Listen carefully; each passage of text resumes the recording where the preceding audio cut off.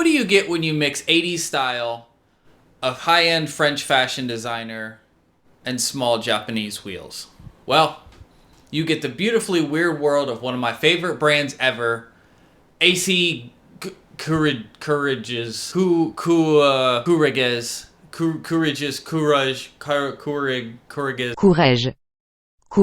AC Courrèges. And today we are probably going to be doing one of the deepest dives that has ever existed on this brand because I feel like it needs more attention. I feel like people need to know about it.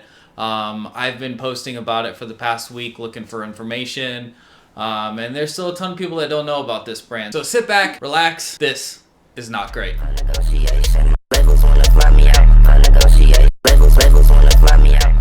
Before we get into all the unobtainable, super cool, rare car parts, we need to go back in time about 40 years so that we can learn exactly how this even came to fruition. Where did it come from? Who designed it?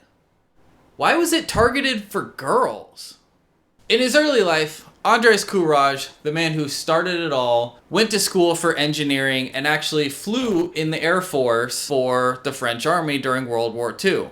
I didn't even know the French had planes. Who let them have planes? After his time served in the Air Force, he actually went to Paris to study his true passion, which was, of course, fashion. Not only fashion, high-end fashion. Within a few months of him moving to Paris, he got a job at a fashion house called Jean Lafitte. And after a few months of working there, he got a job at a company called Balenciaga. Ever heard of them? Our main man, AC, as we're now going to call him because I can't pronounce French words at all, worked there for about 10 years, learning the ins and outs of the fashion industry, working alongside some of the biggest names in the fashion industry, and learning everything that he possibly could because he had a plan. He was going to do it himself. In 1961, he decided to take the leap and launch his own brand, self-proclaimed Courrèges.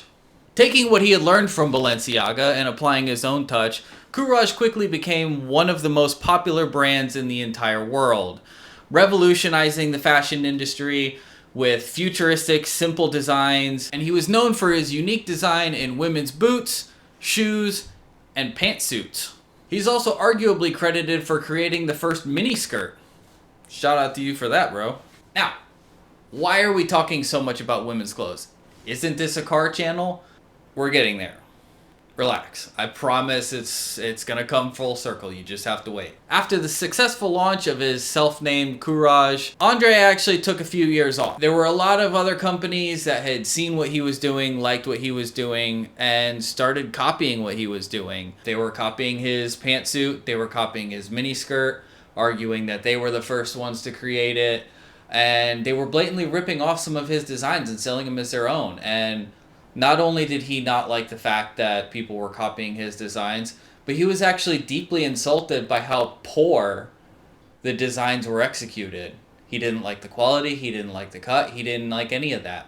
And the fact that someone would stoop to such a level to copy his design and insult him by doing it poorly, he just couldn't take it anymore. It had seemed young AC had given up. In the late 60s and throughout the 70s, AC actually did finally come back. And he came back with a vengeance. He had branched out. He started making sunglasses. And he started using much brighter hippie colors to keep along with the times. It's the 60s and 70s now. And this comeback did wonders for him. Courrèges was again a hit. Everyone loved the style. And it seemed AC was always ahead of the curve with no matter what he did. He always seemed to know what the people wanted before the people even knew what they wanted. And now we're finally to the point where I get interested, and probably where all of you are going to get interested as well. The 80s.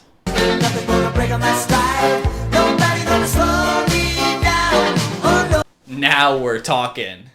In 1983, French designer Courrèges teamed up with Yamaco, a Japanese brand that at the time had been working with the likes of NK to produce wheels. NK was manufacturing the wheels and Yamaco was doing the advertising and producing and marketing for them. And somewhere in 83, starting in 84, we're unsure of the exact years, AC had formed and they had launched their first line of 8 wheels. Thankfully, they're pretty easy to remember because they're all alphabetical. We have the ACA, 2 different ACBs, the ACC, the ACD, the ACE, and the ACF. Oh yeah, and the ACG. Now, it's still unclear whether these wheels were made by NK, who, as I just mentioned, was previously working with Yamaco, or if Yamaco had branched off and started their own warehouse where they could actually produce the wheels themselves. There's not any information on that whatsoever. It could be that NK did produce them since they had that partnership and was just too embarrassed to take credit because they didn't want to have their name behind the face of a wheel that had hearts on it and waves and blue and pink and cute little zigzags and funny colors on it. That's very possible. We don't know. I personally don't think they had anything to do with it. I think they had separated, and I think Yamaco was looking for a different company to partner with to try something different and radical. Since they had already dabbled in automotive parts before, they had already done plenty of things, and so I think they were just looking for a fresh start, someone to come in and shake things up a little bit, which is exactly what they did. And at this time in the 80s, Courrèges was actually very busy producing a bunch of other things outside of car products. They had taken what they learned in the 70s and continued branching out. They had done sunglasses, handbags, jewelry. They continued with the clothes, obviously, hats, shoes, boots. They even partnered with Minolta to make a camera. Yes, that Minolta from Gran Turismo in your favorite race cars. That same one. Now, their demographic, probably unsurprisingly given their history, was actually women. And it was young women who were somewhat successful because it was still expensive. They were still a high fashion brand. And it was young women that had their lives together, that maybe had a K car or another small Japanese car like a Honda City or something like that. And they figured that these types of women would already own Courrèges. They might have their bag or wear their jewelry or wear their pantsuit to work at their business job. So they figured these type of women would want to have some AC wheels on their car, or some floor mats, or a nice white leather steering wheel. Or maybe if they really, really liked it and had all that already, they would put an AC livery on their car. I forgot to mention that the reason these were designed at women that had K cars and small Japanese hatchbacks was because the biggest wheel they made was 15 by 6.5. So They didn't make any big wheels, so they were targeting small wheels for small cars, and most of their wheels actually came in sizes as small as 10 inches in diameter, which is tiny. I mean, it's huge, but, for wheels, it's small. Now, did their business model work? Was it successful? Did a bunch of girls go out and buy all these AC products? Well, kinda. Enter the May Madonna racing team.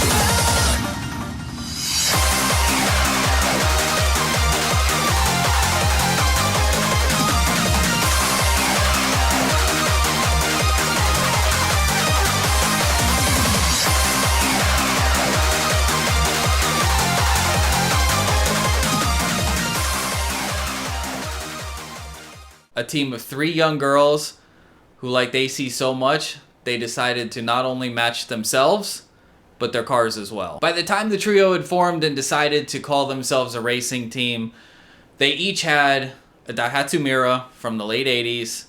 They decided to put an AC livery all over it, matching wheels, matching interior. They had AC floor mats, AC shift knob, AC steering wheel. They changed up a couple little bits between them because you have to have a little bit of personality. But all the exterior bits were the same. They had MR2 vents. They had spoilers. They had Bridgestone Genio wheels, which I actually have. And together they dominated the scene for a while. It gained a bunch of publicity. People loved them, even though they only lasted a couple of years. They even went so far after matching their cars, they matched each other. They wore the same outfits. They dyed their hair the same way. They got the same haircut. They went and took pictures and they all looked identical. It was incredible, to say the least. Now, I'm not going to go into too many details on the May Madonna racing team. If you're interested more in them, I highly suggest you go take a look at KaidoRacer.com. They have a whole article about them where they have links to YouTube videos, other articles, stuff like that. There's a lot to them in their 2-year history, which is not very long, but they did a lot. And even to this day, a couple of the members are still very active on social media, talking about their past, doing interviews, doing YouTube videos, stuff like that. So I highly recommend you go check that out. Take a look at the link down below in the description when you're done with this video, and go give them a shout out and tell them Not Great sent you. Outside of the May Madonna racing team, there's really not a whole lot of information on how popular AC really was at the time. This was pre-internet. This was the better part of 40 years ago, and there's nothing as far as production numbers. Even looking at old pictures and catalogs, there's not really like dates or anything like that. A lot of it is just kind of, we don't know. We're trying to figure it out, and without actually speaking with someone that worked there or was there at the time, I mean, I'm kind of speculating a lot of this stuff. So despite all of that, however, they have gained immense popularity in the last 10 years with the rise in popularity of small Japanese wheels. Guys that are looking for old Japanese cars want old Japanese wheels. When they want old Japanese wheels, they go to Facebook Marketplace, they go to forums, they eventually find themselves on Japanese auction sites. Up Garage, Buyee, Yahoo Japan Auctions, all this stuff. And they're eventually going to stumble across things. And if you're anything like me, something like a 10-inch white, pink, and blue wheel that's asymmetrical, that has letters and no vents in it, is going to catch your attention. One of the biggest databases for these old wheels, specifically AC wheels, is Kyusha Shoes. Check them out if you haven't already. Again, I'll link them down below. I'm going to be linking everyone that I stole information from, because the point of this video is to just compile it all into one place. Hopefully everyone can see it and just kind of get all the information at once instead of having to do a deep dive for 80 hours like I've done so far. And yes, that really is about how much time I have in this video and research alone. You can still find a bunch of old pictures from catalogs or old Polaroids or old forum posts that people have dug up of cars rocking AC wheels and steering wheels and floor mats and stuff like that. And every now and then a new picture will pop up, or someone will get a set of wheels and they'll put it on their car and post it on the internet. So thankfully the database is still growing, and I'm doing my best to accumulate as much as I can. But my favorite thing to do is actually go onto these auction sites and just search AC or AC Courrèges or Courrèges or something like that, and just see what pops up every time I find something new.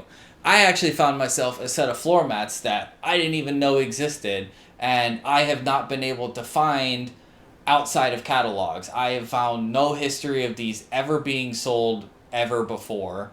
And what's funny is I was posting them on Facebook group looking for information on AC basically, and the guy that sold them to me in Japan actually reached out to me and gave me a bunch of information on stuff. So here they are.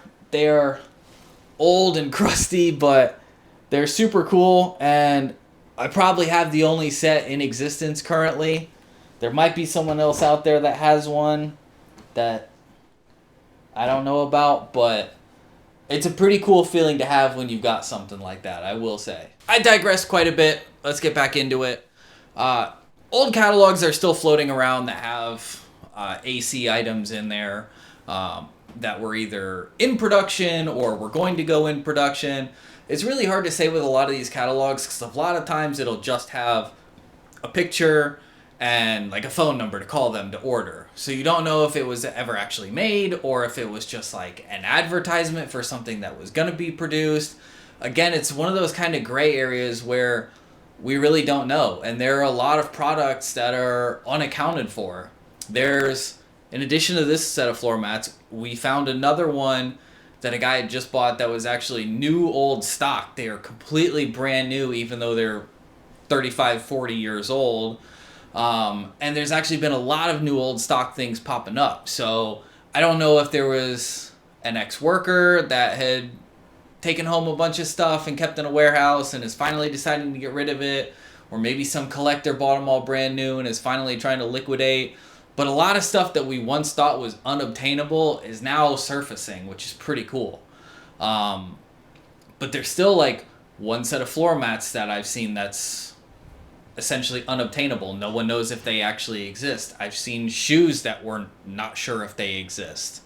You know, a few different things like that that just seem unobtainable, which to me is very attractive. Something that you can't get, that might not exist, but might exist. You know, that 0.0001% chance that you can get something that may have been previously considered impossible to get is alluring. In the midst of creating all these different wild and crazy car parts, in 1983, when they first started with the wheels, they actually teamed up with Honda. Ever heard of them?